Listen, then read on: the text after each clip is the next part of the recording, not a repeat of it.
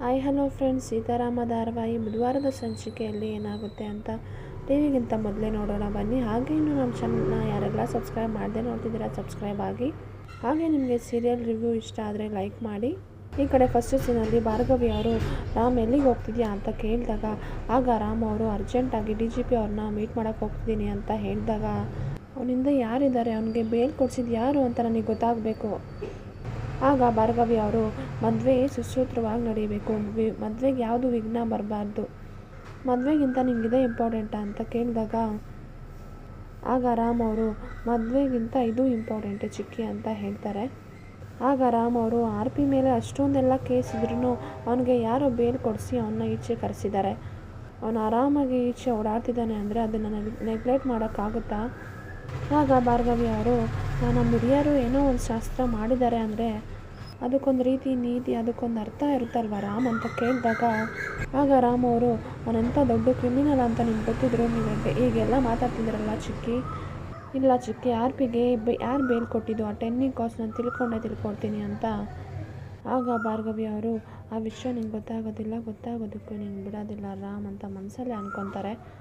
ಆಗ ಭಾರ್ಗವಿ ಅವರು ಅದನ್ನು ತಿಳ್ಕೊಂಡು ಏನು ಮಾಡ್ತೀಯ ಈಗ ಅಂತ ರಾಮ್ಗೆ ಕೇಳಿದಾಗ ಆಗ ಅದೇ ಟೈಮ್ಗೆ ಅಶೋಕ್ ಅವ್ರು ಬರ್ತಾರೆ.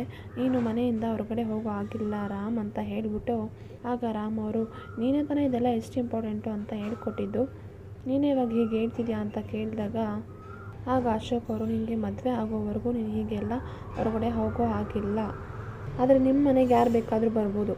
DGP ಕೇದಾರನಾಥ್ ಅವರು ನಿಮ್ಮ ಮನೆಗೆ ಬರ್ತಿದ್ದಾರೆ. ಈ ಕಡೆ DGP ಅವರು ಮನೆಗೆ ಬಂದಿರ್ತಾರೆ. ಆಗ ರುದ್ರಪ್ರತಾಪ್ ಅವ್ರನ್ನ ರಿಲೀಸ್ ಮಾಡಿಸಿದ್ದು ಒಂದು ಲೇಡಿ ಅಂತ ಹೇಳಿದಾಗ ಈ ಕಡೆ ಸಿಹಿ ಸ್ಕೂಲಲ್ಲಿ ಪರ್ಮಿಷನ್ ಕೇಳಿಕೊಂಡು ನಮ್ಮಮ್ಮನ ಮದುವೆ ಇದೆ, ಪರ್ಮಿಷನ್ ಕೊಡಿ ಮಾಮ ಮದುವೆಗೆ ಅಂತ. ಓಕೆ, ಪರ್ಮಿಷನ್ ಗ್ರ್ಯಾಂಟೆಡ್ ಅಂತ ಆಗ ಎಲ್ರಿಗೂ ಇನ್ವಿಟೇಷನ್ ಕೊಟ್ಟಾಗ ಸಿಹಿ ಈ ಕಡೆ DGP ಅವರು ಅವ್ರ ಹೆಸರು ಶಶಿಕಲಾ ಅಂತ ಅನಿಸುತ್ತೆ ಲೇಡಿ ಅವರು.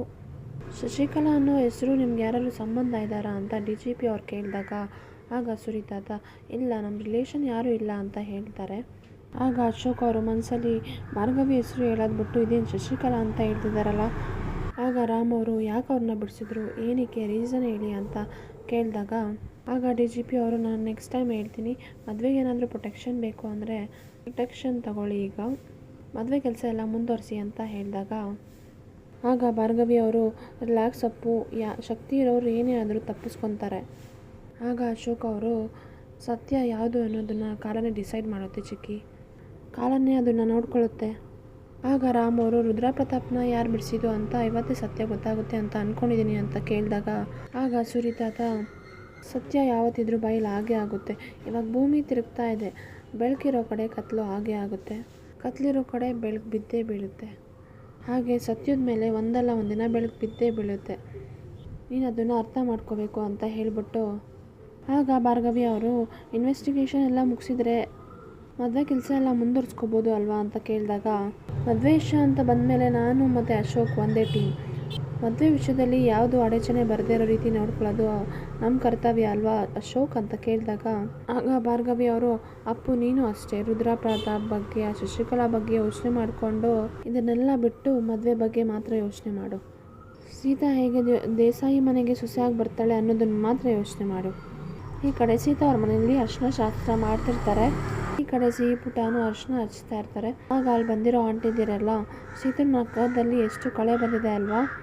ಆಗ ಸಿಹಿ ಪುಟ್ಟ ಸೀತಮ್ಮ ನಿನ್ನ ಮದುವೆಗೆ ಎಷ್ಟು ದಿವಸ ಇದೆ ಅಂತ ಕೇಳಿದಾಗ ನಾಳೆ ಆದರೆ ಸೀತಮ್ಮನ ಮದುವೆ ಕಣೆ ಅಂತ ಆಲೋಚನಾ ಅವ್ರು ಹೇಳ್ತಾರೆ. ಆಗ ಸಿಹಿ ಅಂತ ತುಂಬ ಖುಷಿ ಪಡ್ತಾರೆ. ಆಗ ಸುಲೋಚನಾ ಅವರು ಹೋಗು ಸೀತಾ ನೀನು ಸ್ನಾನ ಮಾಡು ಅಂತ ಹೇಳಿದಾಗ ಆಗ ಸಿಹಿ ಪುಟ್ಟ ಸೀತಮ್ಮ ಒಂದು ನಿಮಿಷ ನಾನು ಒಂದೇ ಒಂದು ಫೋಟೋ ತೆಗೆದ್ಬಿಡ್ತೀನಿ ಅಂತ. ಫ್ರೆಂಡ್ಸ್, ಈ ಸೀರಿಯಲ್ ರಿವ್ಯೂ ನಿಮ್ಗೆ ಇಷ್ಟ ಆದರೆ ಲೈಕ್ ಮಾಡಿ, ಯಾರೆಲ್ಲ ಸೀರಿಯಲ್ ಪ್ರಿಯರಿದ್ದಾರೋ ನಿಮ್ಮ ಫ್ರೆಂಡ್ಸ್ ಆ್ಯಂಡ್ ಫ್ಯಾಮಿಲಿನಲ್ಲಿ ಅವ್ರಿಗೆಲ್ಲ ಶೇರ್ ಮಾಡಿ.